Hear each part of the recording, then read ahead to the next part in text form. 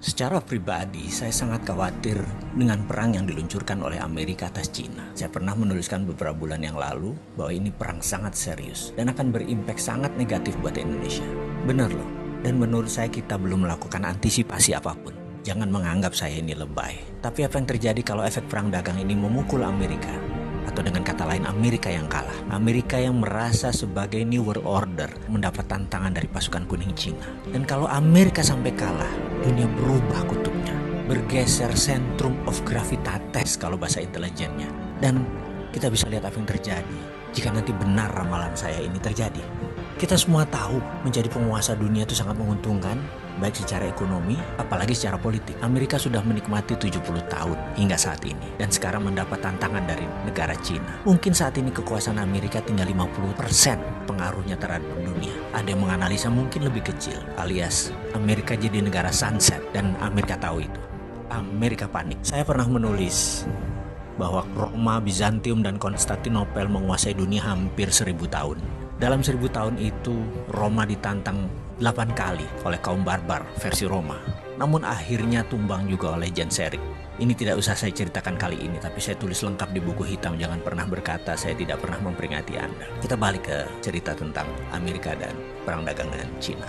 Sekarang belum 100 tahun Amerika sudah mendapatkan tantangan super hebat yang Amerika tidak pernah bayangkan sebelumnya. Secara militer, mungkin Amerika masih mendominasi. Namun secara teknologi, Cina sudah menyamai. Secara perdagangan, Cina sudah menguasai dunia. Secara logistik dan distribusi, Cina yang menang. Uang, Wall Street, Cina punya sendiri. Cina punya Hudsonian New Economic Model. Kalau sosial media atau informasi, apakah Amerika yang pemenangnya? Mungkin di dunia ya saat ini. Tapi di Cina, Amerika tidak bisa sentuh sama sekali. Coba perhatikan list di bawah ini. Cina punya Baidu, yaitu Google-nya Cina. Cina punya Alibaba, yaitu Amazon-nya Cina. Cina punya Didi Sucing, Uber-nya Cina. Weibo adalah Twitter-nya Cina. Renren adalah Facebook-nya Cina. WeChat adalah WA-nya Cina. Youku adalah YouTube-nya Cina. QQ adalah Gmail-nya Cina. Dia sudah lengkap untuk mengantisipasi semua hal yang Amerika unggul kesannya secara teknologi atau sosial media. Bahkan ketika perang teknologi dilancarkan oleh Trump, setelah 5 kali serang Cina dengan tarif barang Cina dinaikkan 25%. Kemudian Trump melarang Android untuk dipakai Huawei. Apa yang terjadi? Ternyata Huawei sudah punya platform OS sendiri yang bernama Hongmeng OS, sehingga tidak terlalu berpengaruh. Amerika kecele berat di situ. Huawei chipnya ternyata 50% sudah buatan sendiri. Dan 5G tidak pakai platform ZTE yang Amerika punya.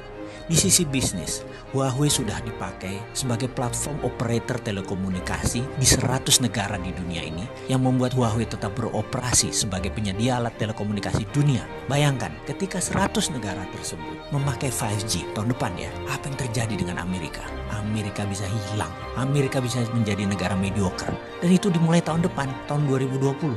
Prediksi saya, yang mudah-mudahan kali ini salah, Amerika akan mengalami inflasi besar di tahun 2020. Di sisi lain, tahun itu juga tahun politik di Amerika. Trump pasti habis-habisan akan berjuang untuk jabatan kedua kalinya yang akan membuatnya semakin tidak terkendali memblok barang-barang Cina, yang akan membuat harga retail di Amerika naik 20% karena ketergantungan akan produk Cina di Amerika sudah lebih dari 40%. Efeknya, bayangkan di tahun 2021. Dunia bisa kena resesi imbas resesinya Amerika. Dan ini bisa memicu sebuah kata bijak. The end of trade war is the beginning of military war. Berakhirnya perang dagang adalah saat dimulainya perang militer. Pertanyaan kita sekarang, Indonesia siapkah?